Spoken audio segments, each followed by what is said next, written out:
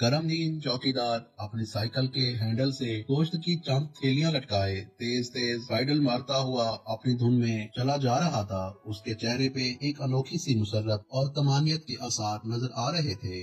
एक इंतहाई गरीब से मोहल्ले में पहुंचकर उसने एक घर के सामने साइकिल रोकी और दरवाजा खटखटाया। कुछ देर बाद अंदर से एक नस्वानी आवाज आई कि जी कौन? बाजी, मैं हूँ करम दीन चौकीदार। उसके बुलंद आवाज से जवाब देते ही दरवाजा खुला और दुपट्टे के पल्लू से चेहरा ढांपे एक औरत नजर आई। करमदीन ने निगाहें झुकाते हुए उस खातून को बड़े एहतराम से सलाम किया, हाल अहवाल पूछा, ईद की मुबारकबाद दी और गोश्त की एक थैली उसकी तरफ बढ़ाते हुए कहा कि ले बाजी, ये आपका हिस्सा है। उस औरत ने थैली लेते हुए करमदीन को मुखातिब करते हुए कहा कि करमदीन, मैं तेरा शुक्रिया अदा नहीं कर सकती, बस अल्लाह के सामने अपनी बच्चियों की यतीमी पेश करके तेरे लिए हमेशा खैर मांगती रहती हूँ। ये सुनकर करमदीन की आंखें भी डबडबा गईं। उसने जल्दी से चेहरा दूसरी तरफ करते हुए कहा कि देख बहन, तुझे कितनी बार कहा है ऐसी बातें ना किया कर, मुझे अच्छा नहीं लगता। तू मेरी बहनों की तरह है और तेरी बेटियां मुझे अपनी बेटियों की तरह ही अजीज हैं। अच्छा, मैं अब चलता हूँ, मुझे और घरों में भी उनका हिस्सा पहुँचाना है। ये कहकर वो उस खातून का जवाब सुने बगैर साइकिल पे बैठा और जल्दी से आगे बढ़ गया। ये हाकिम अली माली का घर था और ये खातून हाकिम अली की बेवा थी। करमदीन चौकीदार और हाकिम अली माली एक बहुत बड़े सेठ के बंगले पे काम करते थे। दोनों में अगरचे कुछ खास ताल्लुक नहीं था, बस अच्छी सलाम दुआ थी और रोज आते जाते एक दूसरे का हाल अहवाल पूछ लेते थे। दोनों में गरीबी के अलावा एक बात ये भी मुश्तरक थी कि दोनों की चार चार बेटियां ही थी, बेटा कोई नहीं था। एक दिन ऐसा हुआ कि हाकिम अली काम पे ना आया। यूं तो वो पहले भी कई बार छुट्टी कर लिया करता था, मगर आज शायद सेठ साहब के कुछ मेहमान आने थे, इसलिए उन्होंने करमदीन को उसका पता करने के लिए उसके घर भेज दिया। करमदीन वहाँ पहुँचा तो देखा कि उसके घर तो गोया क़यामत सुगरा बरपा थी।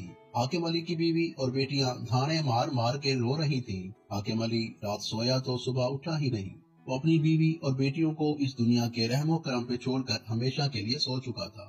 करमदीन बेचारा खुद भी बहुत गरीब आदमी था और बाल बच्चेदार भी, मगर उस दिन से हर छोटी बड़ी ईद पे जितना हो सकता था उनके लिए कोई न कोई चीज और गोश्त पहुंचा दिया करता था। करमदीन जब पहली बार उनके यहाँ गोश्त लेकर आया तो हाकिम अली की बीवी ने रोते हुए कहा कि करमदीन, अल्लाह तेरा भला करे, आज मेरे बच्चे 1.5-2 साल बाद पहली बार गोश्त खाएंगे।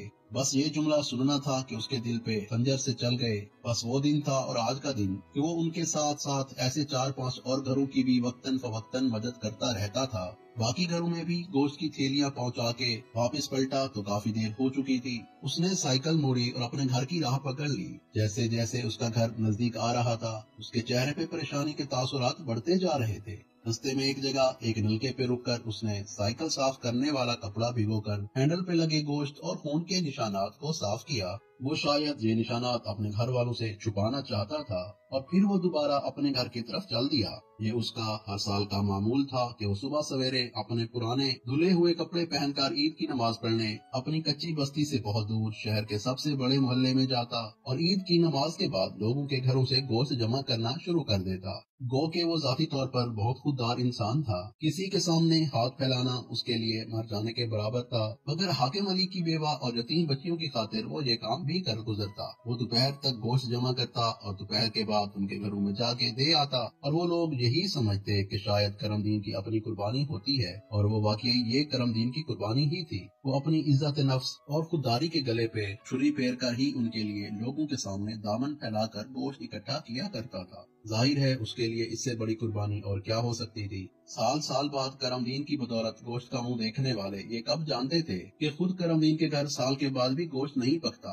कई बार करमदीन के जी में आया कि वो भी एक आध थैली अपने घर भी ले जाए, मगर हर बार उसका ज़मीर उसके आड़े आ जाता और अपने बच्चों को ये गोश्त चाहते हुए भी ना खिला पाता। करमदीन की बस्ती करीब आ चुकी थी। उसने अपनी आंखों की नमी को लोगों से नजरें बचाकर साफ किया और अपने दर्दो आलम को चेहरे के मसनूई तासुरात से छुपाने की कोशिश करता हुआ अपनी गली में मुड़ गया। अब उसके सामने उसके अपने घर का दरवाजा मौजूद था, जिसके पार गुर्बत अफराज का लिबादा ओढ़े उसकी बीवी और बेटियां उसकी मुंतजिर थी। करमदीन ने कुछ लम्हे तवक्कुफ करके दरवाजा खटखटाया। उसकी छोटी बेटी ने दरवाजे की तर्ज में से अपने बाप को देखकर दरवाजा खोल दिया। करमदीन सर झुकाए हुए अपने घर में दाखिल हो गया। उसने इसी तरह ऊंची आवाज में सबको सलाम करके सर उठाया तो देखकर हैरान रह गया कि उसके सहन के बीचों बीच बड़े बड़े थैलों का ढेर लगा हुआ है और साथ ही एक थैले में अच्छा खासा गोश्त भी पड़ा हुआ है। करमदीन ने हैरत से अपनी बीवी की तरफ देखा और पूछा कि ये सब कहाँ से आया। उसकी बीवी बोली कि एक बहुत बड़ी गाड़ी में कोई बड़ा आदमी आया था। वो कह रहा था कि वो आपको जानता है और साथ में एक चिट्ठी भी देकर गया है। मैंने सामान तो उसके सिरार पे रख लिया मगर अब आपके इंतजार में ही थी और साथ ही एक लिफाफा करमदीन की तरफ बढ़ा दिया।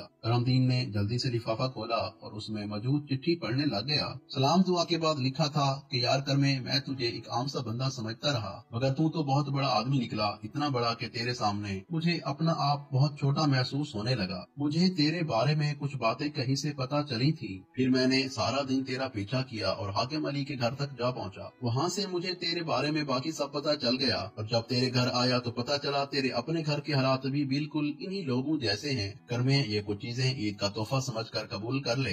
तुझे अल्लाह का वास्ता इनकार ना करना। आज से तेरा और बाकी 5 घरों का सारा खर्च मेरे जिम्मे हुआ। बाकी बातें शाम को बंगले पे करते हैं और हाँ, आज ड्यूटी पे जरा जल्दी आ जाना। बिन जानिब तेरा सेठ।